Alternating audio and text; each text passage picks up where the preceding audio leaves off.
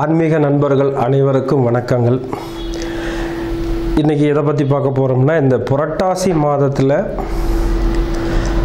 நம்ம 12 ராசிக்கு உரிய என்னென்ன அமைப்பு இருக்குது, எப்படி இருக்குது, இந்த மாதத்தில் இந்த 2025 எந்தெந்த அமைப்புகள்லாம் வர இருக்குது அப்படிங்கிறத பற்றி பார்க்கலாம்.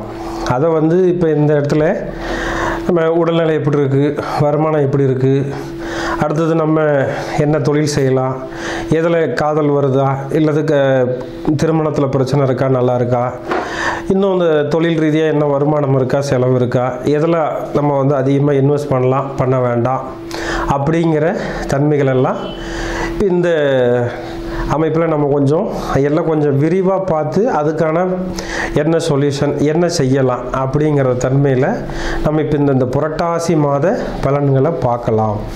அதில் இப்போ ஒவ்வொரு கணக்குலேயும் ஒவ்வொரு சூழல்கள் வரும். ஒவ்வொரு ராசிக்கு இந்த மாதிரி செய்யலாம், செய்யக்கூடாது அப்படிங்கிற ஒரு சூழல்லாம் இருக்கும். அதை எல்லாத்தையும் நம்ம பொறுமையாக அழகாக அது என்னென்ன செய்யலாம், என்னென்ன செய்யக்கூடாது. ஏன்னா மக்களுக்கு எதில் எடுத்தாலும் அவசரம் இருக்குது, அதே அளவுக்கு பொறுமை குறைஞ்சிக்கிட்டே இருக்குது. அப்போ அந்த பொறுமையாக என்ன சொல்ல வரோம், அதில் இருக்கிற ப்ளஸ் ஆர் மைனஸ் என்ன, அதை தெரிஞ்சு அதை அனுபவப்படுத்தி அதை நீங்கள் உங்கள் லைஃப்பில் பொருத்தி அதை நல்ல ஒரு ஆழ்ந்த சிந்தனையோடு எடுத்துகிட்டு போய் அதை நீங்கள் சரியாக பயன்படுத்திக்கிறீங்கன்னா இந்த ராசி பலன் அந்த விஷயம் இருக்குது இல்லையா, அது மாத ராசி பலன். அப்போ இந்த மாதத்தில் நீங்கள் எதை செஞ்சால் சௌரியமாக இருக்கலாம், எதை செஞ்சால் கொஞ்சம் டிஸ்டர்ப் ஆகும் அப்படிங்கிறத பற்றி இப்போ நம்ம பார்க்கலாம். மிதுன ராசி நேயர்களே, அன்பர்களே அனைவருக்கும் வணக்கம். இந்த மிதுன ராசிக்கு 2025 புரட்டாசி மாதத்தில் என்ன பலன் எப்படி இருக்குன்னு பார்க்கலாம். இந்த மிதுனத்தில் இந்த மாதம் இந்த வருஷத்தில் உங்களுக்கு குரு இருக்கார், அது ஒரு யோகம்தான். அதே அளவுக்கு 9ல் ராகு இருக்குது, அது கொஞ்சம் தன்மைகளை கெடுக்கும் அப்படிங்கிற மாதிரி சொல்கிறது. ஏன்னா அது பாக்கியஸ்தானத்தில் இருக்கிறதுனால பாக்கியத்தை கெடுக்கும். அப்படின்னாலும் உங்களுக்கு 3ஆம் அதிபதி 4 இருக்கிறதுனால நிறைய எழுத்துப்பூர்வமான பிரச்சனைகள் வரும். அதேமாரி கம்யூனிகேஷன் சம்மந்தப்பட்ட பிரச்சனைகள் வரும்.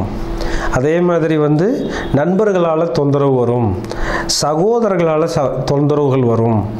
அண்ணா தம்பி அப்படிங்கிற சகோதர ஸ்தானத்திலிருந்து கொஞ்சம் தொல்லைகள் வரலாம். அடுத்ததாக ஒரு சில அமைப்புகளில் முன்ன சுகமாக போகிற மாதிரி தெரியுங்க. இப்போ ஒரு சொத்து வாங்கலாம் அப்படின்னா வாங்கன்னு உங்களை கூப்பிட்டு அதிகமான விலைக்கு விற்கிறது வாங்கிறதுங்கிற மாதிரி ஒரு சூழலை உருவாக்கி கொடுத்துருவாங்க. இப்போ அண்ணா தம்பி இருக்கிறாங்க, நான் பார்த்துக்கிறேன் வாங்கன்னு சொல்லி கூப்பிட்டு போயிட்டு டிஸ்டர்ப் பண்ண கொண்டு வந்துடுவாங்க. இந்த மாதிரியும் ஒரு சூழல் நடக்கும்.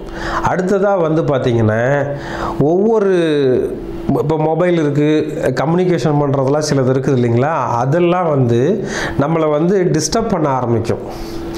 இப்போது இங்கேயே அதை பற்றி பேசும்போதே கம்யூனிகேஷன் வேலை தப்பாக போகிறது.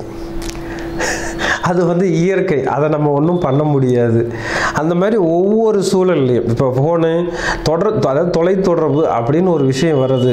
அதே மாதிரி இந்த மிதுன ராசியில் இருக்கிற நண்பர்களில் சில பேர்லாம் பார்த்திங்கன்னா இந்த ஆக்டரு, இன்னும் நடிகைகள் இருக்கிறாங்க அப்படின்னா அவங்களுக்கெல்லாம் இந்த ஒரு மாதத்தில் அதை கையெழுத்து போட்டு சைன் பண்ணுறதெல்லாம் கொஞ்சம் குறைச்சிக்கிறது நல்லதுங்க. ஏன்னா இந்த மாதம் சைன் பண்ணுறது அது முடிஞ்ச அளவுக்கு குறைச்சிக்கிறது நல்லது. இல்லைன்னா அது வழியாக கொஞ்சம் சிக்கலும் வரும். அப்போ அந்த சிக்கலை சமாளிக்கிறதுக்கு நம்மளாக அதை சரி பார்த்துக்கணும்.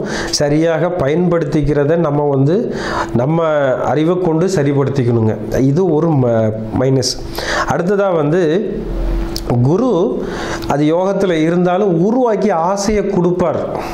இப்போ அந்த 3ஆம் பாவங்கிறது சிலருக்கெல்லாம் பார்த்திங்கன்னா சிறு தூர பயணமாக அடிக்கடி வெளியூர் போகிறது வர்றதுன்னு அலைச்சல் நிறைய இருக்குங்க.